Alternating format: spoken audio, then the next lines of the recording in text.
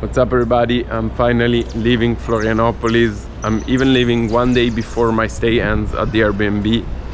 That just tells you how much I've had enough of this place. And yeah, today is a travel day. I still have to figure out if I want to go back to Switzerland or if I want to go to Mexico to stay here in South America. Got my ticket for Guarulhos, Sao Paulo. Always a good thing because you never know when you fly standby, you know, stuff. And the advantage is I paid 22 bucks for this flight.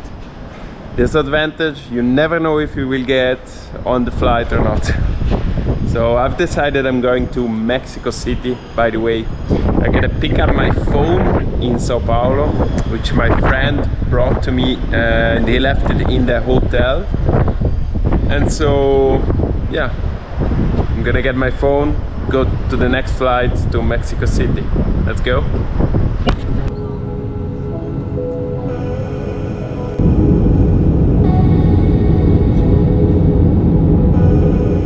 Just landed in Guarulhos, Sao Paulo, and I gotta switch my mind here a little bit because this is not Florianopolis anymore. It's not as safe as Florianopolis. So yes, and I'm finally gonna be reunited back with my phone. Guys, do you know how it feels to have your phone back after using this piece of crap here for 2 months? This is incredibly smooth. I've got so much more appreciation for technology now. But if I learned anything about this experience is that you always have to have a backup phone with you just in case something like this happens. I'm chilling a little bit in the hotel where my friend left my phone, which is the crew hotel. I'm in the lounge right now, got some free coffee, and I'm waiting a little bit to go back to the airport because my flight is only at 11:35 p.m. and right now it's only 5:30. So little update for you all. The funniest thing happened to me. I met a federal police officer here in the airport and I was curious about my visum. As you know, I just discovered that I can stay only up to 90 days here in Brazil, and my whole stay would be longer than 90 days. And I had just had some questions for him, so I asked him if he could answer these questions, and he said yes, no problem, just follow me to the office. I went with him, and a few people started stopping him, like asking for selfies. And so I was wondering, what the hell, is this guy famous? So I asked him, and he told me yes, he was on a National Geographic show, and since then everybody always recognizes him. Pretty funny stuff. But the most important thing is that he was able to answer my questions about the visum, and basically it is how I understood it, that I can stay up to 90 days, but the days I entered working here in Brazil, they don't count. So up until now I've spent 53 days, and yeah, I gotta leave. I'm going to Mexico, but other twist, the flight is full, and then the girl at the check-in counter told me there are 7 people more overbooked on this flight, so the chance is pretty high I'm not gonna make it. Not looking good, not looking good. My only hope is that some passengers miss their connection or miss their flight. You know what they say, the misfortune of some is the fortune of others, something like that. But it's looking pretty full and people are still coming. For some kind of miracle I made it to the flight. I introduced myself to the crew, and they even gave me 2 seats, which means I don't have anyone near me. Always a plus.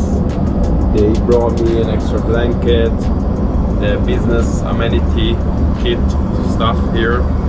So pretty good. I'm in a pretty good spot right now. Really happy, and yeah, Let's see what Mexico City looks like. Just landed here in Mexico. First thing first, get a SIM card, which is the most important thing, as you know. Paid $7 for 3 gigabytes of internet, unlimited calls, unlimited WhatsApp. Pretty fair price. While getting in, the police officer asked me what I was doing here. I told him tourism. He asked me what I was visiting. I said museums, because I didn't know what to say. And he said, but don't you have museums in your country as well? I said, yes, but the history is different, I guess. What the hell? So already starting with the wrong foot. On the wrong foot. Let's go. Telling you guys, it's already a challenge switching to Spanish from Portuguese. Also, it's freaking cold and I'm not prepared for this kind of weather. Holy, it's like 10 degrees Celsius.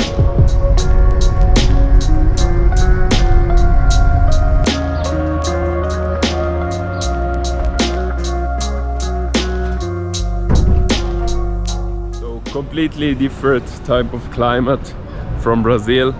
I'm a little bit underdressed. In the sun it's nice, it's pretty warm. And right now I'm gonna get some cash out, get my first lunch here, probably tacos, you know it.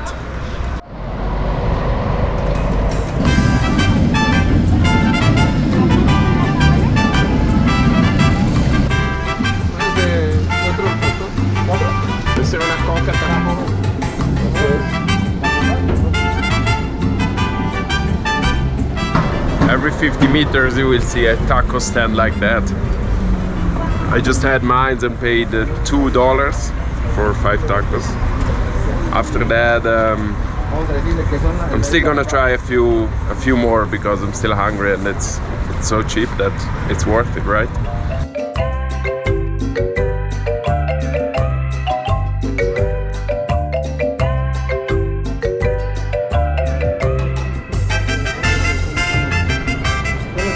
Just had the second tasting of tacos. I didn't like them very much, but it was my fault because I didn't know what I was getting into. It was the head of the beef, the taste of these tacos, the meat they put in. Also, I bet they make a lot of money because they are very cheap, the tacos. Yes, $2 for 5 tacos, but still they keep on giving out tacos. So these guys must be, let's say they're doing pretty well. This place looks pretty, but if you know me at all, I'm not really interested in touristy stuff.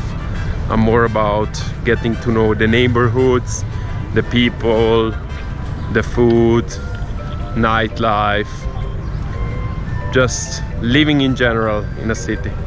I'm not much of a tourist guide. Feeling quite adventurous. I want to try to take the metro. Let's see how difficult it is to use it. I have the advantage that I speak Spanish, and yeah, going to Roma Norte, which is one of the barrios, neighborhoods that I wanted to check out. So let's see. So overall rating of the metro system, I give it a 8 out of 10. It's pretty good. And now I understand how so much people move around this big city. And I got confused a little bit with the stops. Google showed me some wrong names, some wrong directions, but in the end I managed to get here. So pretty good. Would recommend using the metro if you're here. Just don't go with a backpack maybe, because there are a lot of petty thefts in the metro. I'm walking close to one of the main roads and it's the first time my eyes are burning a little bit. I'm smelling the pollution. It's just something that I gotta keep in mind, that here in Mexico City there is some pollution. Just curious how much a haircut costs. We're in a pretty fancy neighborhood, so I'm not expecting a good price. Hola. Quanto cuesta un corte di cabello? Quanto cuesta un corte di cabello? 290. 290. Gracias. Okay. A haircut in this fancy neighborhood is $13, which is even more than in Italy. you already get an idea how expensive this neighborhood is, Roma Norte. It's nice, you're safe, but at a price. How much do you think this cappuccino in Roma Norte, which is a fancy neighborhood in Mexico City, is gonna cost? How much? Don't cheat, write it down in the comments. And the price for the cappuccino was $2.70, which is less than what I expected, but still pretty expensive.